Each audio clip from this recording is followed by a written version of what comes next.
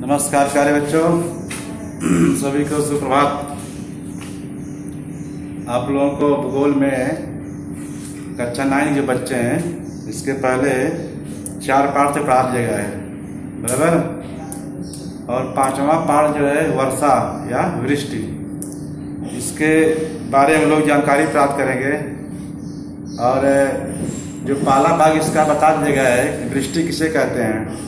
उसके जो प्रमुख 3 प्रकार होते हैं ना, पहला क्या है प्यारे बच्चों, आरोही वर्षा, दूसरा प्रतिरोधी वर्षा और तीसरा क्या है, चक्रवाती वर्षा। इसके पहले 2 प्रकार की वर्षा को आप लोग बताया गया पहले भाग में कि आरोही वर्षा किसे कहते हैं, कहाँ पर आरोही वर्षा होती है। तो आरोही वर्षा कहाँ पर होती है, विषुववृत्तीय प्रदेश में। इसका सीमित स्थान है विश्व में।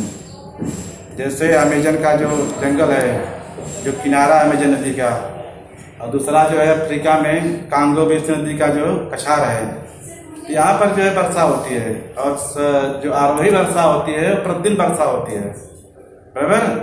क्योंकि विषुववृत्तीय क्षेत्र में तापमान अधिक होता है ना। जब तापमान अधिक होता है तो वाष्पीकरण ज्यादा होता है, वाष्पीकरण अधिक होता है तो ऊपर वाष्प जा करके बादल का निर्माण होता है और जिससे वर्षा होती है। तो वहां दोपहर के बाद प्रतिदिन वर्षा होती है, चमक और गरज के साथ। बादलों में गड़ाहट होती है और क्या होती है, चमक होती है, जिससे संवहनी वर्षा होती है, यानी आरोही वर्षा। दूसरा क्या पढ़ा है आप लोगों को, प्रतिरोधी वर्षा। वह वर्षा कहाँ होती है, विश्व के अधिकांश क्षेत्र में क्या होती है, प्रतिरोधी वर्षा होती है। इससे हमारा देश भारत है, हमारे देश की जो ऋतु है मानसूनी है, कैसी है, मानसूनी से वर्षा होती है। तो चक्रवाती वर्षा भारत में होती है, प्रतिरोधी वर्षा होती है। आज हम लोग क्या देखेंगे, चक्रवाती वर्षा क्या होती है, चक्रवाती वर्षा किसे कहते हैं। आइए लोग निगाह देखते हैं सैंपल पर कि किसी स्थान पर हवा का दबाव आसपास के प्रदेश की अपेक्षा कम होकर उसमें हवा की विशिष्ट रचना तैयार होती है, इसे चक्रवात कहते हैं। प्यारे बच्चे, चक्रवात हुआ होता है, चक्र माने क्या होता है, घूमना, वात माने हवा। जब हवा जो है घूमते हुए चलती है तो उसे क्या बोलते हैं, चक्रवात। चक्राकार हवा घूमती है, चारों तरफ घूमती हुई चलती है तो बारिश जो होती है वो क्या होता है, चक्रवात होता है। यहाँ जगह किसी विशिष्ट स्थान पर जब तापमान अधिक हो जाता है तो वायुदाब क्या हो जाएगा, कम हो जाता है। वायुदाब कैसे नापते हैं, मिलीबार से। वायुदाब मापने की इकाई क्या है, मिलीबार है। और जब तापमान अधिक होता है किसी विशिष्ट स्थान पर तो उस स्थान पर जो है हवा ऊपर जाती है और वहां वायुदाब क्या होता है, कम। उसके आसपास जो है तापमान कम होते हैं तो वायुदाब अधिक होता है, जिससे हवाएं अधिक से कम की तरफ चलने लगती हैं। और कैसे चलती हैं, घूमती हुई चलती हैं। इसको हम लोग चक्रवात कहते हैं, इसको चक्रवात कहते हैं। यहाँ पर दिया गया है, किसी स्थान पर हवा का दबाव आसपास के प्रदेश की अपेक्षा कम होकर उसमें हवा की विशिष्ट रचना तैयार होती है, इसे चक्रवात कहते हैं। नंबर 2 पॉइंट है, चक्राकार गति से आने वाली इस हवा के कारण चक्रवात को गति प्राप्त होती है। उसी समय इस चक्रावार गति के कारण केंद्र भाग की हवा ऊपर जाने लगती है और इस हवा के ऊंचाई पर जाने से कम तापमान के कारण उसका संघनीभवन होता है और वर्षा होती है। बराबर, किसी विशिष्ट स्थान पर जब तापमान ज्यादा होता है तो वाष्पीकरण तेज होगा ना, तो वाष्प जो ऊपर जाती है, ऊपर जाकर के जब ऊपर हम लोग जाएंगे तापमान कम होता है। जैसे जैसे पृथ्वी से ऊपर जाएंगे तापमान क्या होता है, कम होता है। और जैसे जैसे पृथ्वी के नीचे जाते हैं तापमान क्या जाएगा, अधिक होता है। तो हवा जब ऊपर जाती है तो वहां तापमान जब कम होता है तो उसका क्या होता है, संघनीभवन होता है। वाष्प का जो है रूपांतरण किसमें हो जाता है, वह पानी में, किसमें, पानी में। तब जाकर के वर्षा होती है। और वह कैसी होती है, चक्राकार वर्षा होती है, बराबर। जैसे यहाँ पर देखिए, आप लोग समझ सकते हैं, जैसे कोई विशिष्ट स्थान है, क्या है,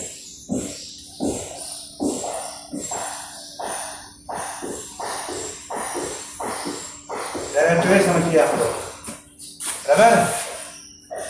तो यहाँ पर जैसे जगह है मिलीबार, जो वायुदाब को मापती है। जैसे यहाँ पर है 400, 500, 600, 700 और क्या गया 800, बराबर। तो ये जो है जो क्रम बनता है एक ऐसा होता है, बराबर, जिससे जो है चक्रवाती क्रियाएं होती हैं, बराबर। जब तापमान कम ज्यादा हो जाता है ना तो वायु दाब क्या जाएगा, कम होता है। और जब जो है वायु दाब कम होगा और उसके आसपास तापमान जब कम होता है तो वायु दाब क्या जाता है, अधिक होता है।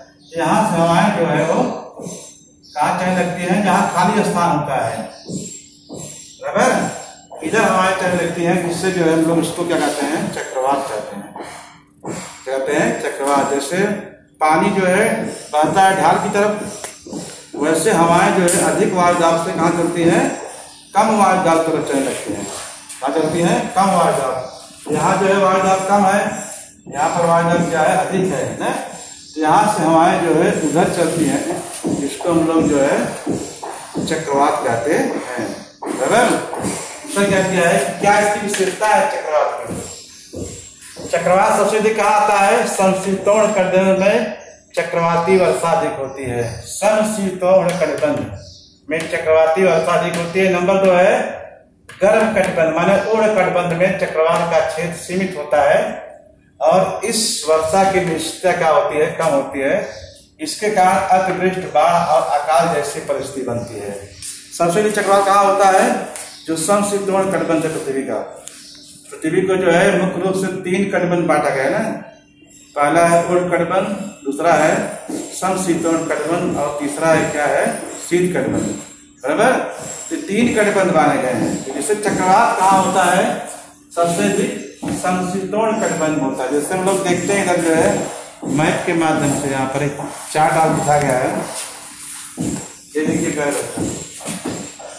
ये चक्रवाती वर्षा है। क्या है, चक्रवाती वर्षा। अब देखिए यहाँ पर हवा घूम कर चक्रवात ऊपर जा रही है, ऊपर जाकर के जो संघनी भवन होता है, नीचे जो है बारिश होती है, इसको हम लोग चक्रवाती वर्षा कहते हैं, बराबर। यह सबसे अधिक कहाँ होती है, समशीतोष्ण कटिबंध क्षेत्र में, यहाँ पर तापमान समान होते हैं, बराबर। इससे क्या होता है, भारी बारिश होती है, कभी कभी अकाल पड़ता है, बराबर। इसकी निश्चितता कम होती है, ये निश्चित नहीं होता कब हो जाएगा ऐसा, यह निश्चित नहीं होता है कि ऐसा कब हो जाएगा, क्योंकि ये क्रिया जो है इससे पूरे भारत में 20% बारिश होती है। कितना, 20%। 80% बारिश जो है मानसून से होती है। किससे होती है, मानसून से ना, हमारे देश में।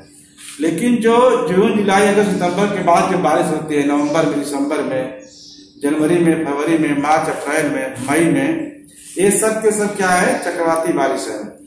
इससे जो है 20% बरसात होती है पूरे भारत में। कितना, 20% बारिश किससे होती है, चक्रवात से। किससे होती है, चक्रवात से बारिश होती है प्यारे बच्चों। 80% बारिश किससे होती है, मानसूनी हवाओं से। किससे, मानसूनी हवाओं से। तो ये रहा चक्रवात की वर्षा की विशेषता। तो पहली विशेषता क्या है, सबसे अधिक चक्रवाती वर्षा कहाँ होती है, समशीतोष्ण कटिबंध क्षेत्र में। सबसे कम कहाँ होता है, उष्ण कटिबंध क्षेत्र में। और इसकी निश्चितता बहुत कम होती है। ये निश्चित नहीं होता कि चक्रवाती बारिश होने वाली है, ये कभी बारिश हो सकती है। और इससे क्या होता है, नुकसान क्या होता है, क्योंकि बहुत भारी बारिश होती है और कभी कभी जो इससे बाढ़ आ जाता है, बराबर। एक क्रियाएं होती है। आगे क्या दिया है, पृष्ठ छाया का प्रदेश। क्या दिया है, पृष्ठ छाया का प्रदेश किसे कहते हैं, बराबर।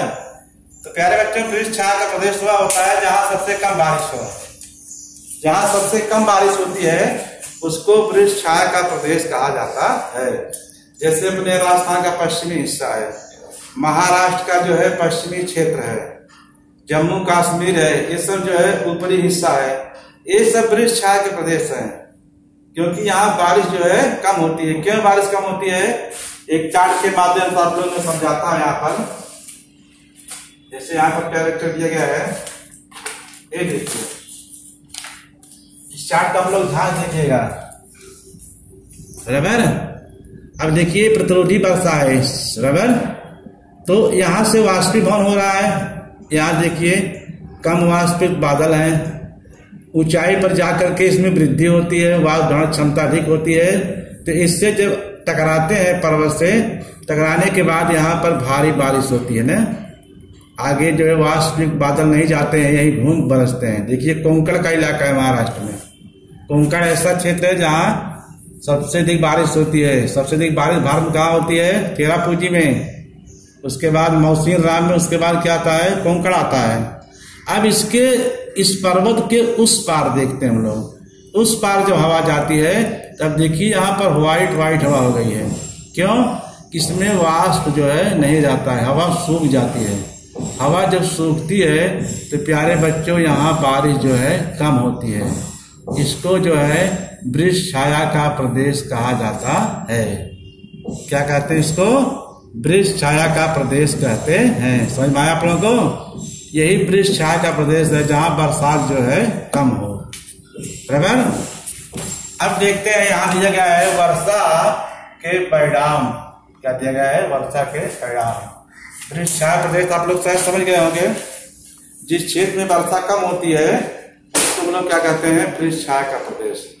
राजस्थान का पश्चिमी इलाका, जम्मू कश्मीर का जो है ऊपरी हिस्सा, पंजाब का जो है पश्चिमी बेल्ट जो जहाँ बारिश कम होती है, बराबर, कच्छ का मैदान, इसको हम लोग वृक्ष छाया का प्रदेश कहते हैं। सबसे अधिक बारिश कहाँ होती है प्यारे बच्चों? चेरापूंजी में। कहाँ पर? चेरापूंजी में। चेरापूंजी जो है कहाँ पर है?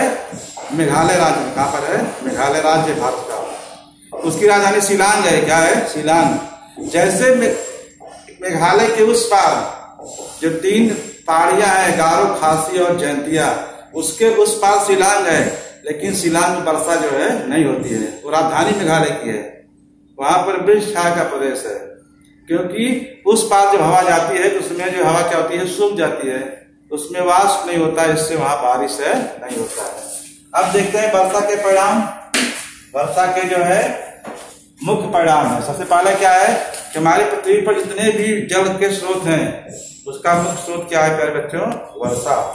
वर्षा ही एक मेव स्रोत है जिससे नदी, नाले, तालाब, कुएं सब में पानी रहता है। यदि वर्षा ना हो ये सब के सब क्या होते हैं? सूख जाएंगे। कभी कभी वर्षा अधिक होती है और कभी कभी वर्षा कम होती है। दोनों नुकसान होता है। अधिक बारिश होगी, लगातार बारिश होगी, किसान लोग जो है खेती नहीं कर पाते हैं। किसी साल बारिश बहुत कम होती है, अकाल की स्थिति बन जाती है और इससे भी जो है किसान लोग जो है नुकसान होता है। वर्षा में जो है क्या होता है? एक अंतराल होना चाहिए। जब अंतराल युक्त वर्षा होती है तो वो फायदेमंद होती है। उससे हमारी जो है किसी को नुकसान नहीं पहुंचता, क्योंकि हमारा जो कृषि प्रधान देश है, हमारी अर्थव्यवस्था किस पर टिकी हुई है? कृषि पर टिकी हुई है ना। क्योंकि हमारी अर्थव्यवस्था की रीढ़ क्या है? कृषि है। तो अधिक वर्षा अधिक होगी, कम वर्षा होगी, दोनों से क्या होता है? इसका जो है हमारी खेती पर नुकसान पहुंचता है। बराबर। अब यहाँ देखते हैं वर्षा मापक यंत्र दिया गया है। क्या जगह है? वर्षा मापक यंत्र। माने जो वर्षा होती है उस वर्षा मापक को यंत्र कहते हैं लोग। जो वर्षा होती है, वर्षा का पानी जो है किसी एक विशिष्ट जो है वस्तु में इकट्ठा होता है, उसको जब मिलीमीटर मापते हैं तो क्या होता है? वर्षा मापक यंत्र। आप लोग दिखाते हैं, आप लोग चार्ट के माध्यम से समझ जाते हैं। आपको देखिए, ये देखिए एक चबूतरा है 30 सेंटीमीटर का। इस पर एक बोतल रखी गई है, देख रहे हैं आप लोग, है ना? और एक इसमें कुप्पी लगी हुई है प्यारे बच्चों। अब इसको खुले स्थान पे से रख देते हैं ना। खुले स्थान रखते हैं, जब बारिश होती है तो एक एक बूंद पानी क्या होता है? इस बोतल में जाता है और उस पानी जो जितना इकट्ठा होता है उसको हम लोग माप लेते हैं तो ये मालूम पड़ता है कि इस क्षेत्र में कितनी मिलीमीटर बारिश हुई है। देखिए यहाँ दिया गया है 5, 10, 15, 20, 25 क्या है? मिलीमीटर है। कितने मिलीमीटर बारिश हुई है? जैसे 1 सेंटीमीटर कितना होता है? 10 मिलीमीटर। बराबर। तो ऐसे ये वर्षा मापक यंत्र है। इसकी सहायता से हम लोग ये बताते हैं आज यहाँ बारिश हुई है, कितना मिलीमीटर बारिश आज यहाँ पर हुई। जैसे 2005 में जो है महाराष्ट्र में बारिश हुई, बहुत भारी बारिश हुई थी। बराबर। बहुत बड़ी बाढ़ आ गई थी। वो कैसे हमको मालूम पड़ेगा? इस मापन यंत्र से। किससे? मापन यंत्र से। जिस यंत्र से वर्षा को मापते हैं उसको वर्षा मापक यंत्र कहते हैं। बात सुना गया आप लोगों को?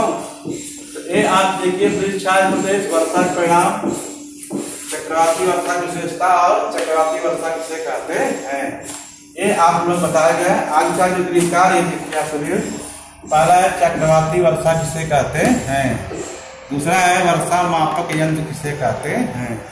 ये 2 गृह कार्य है, आप सभी लोग करना है और करके जो है अपने अपने ग्रुप पर इसको भेजना है। आप लोग काम नहीं कर रहे हैं, 5वां पाठ चल रहा है, इसका दूसरा भाग हो गया है, बराबर।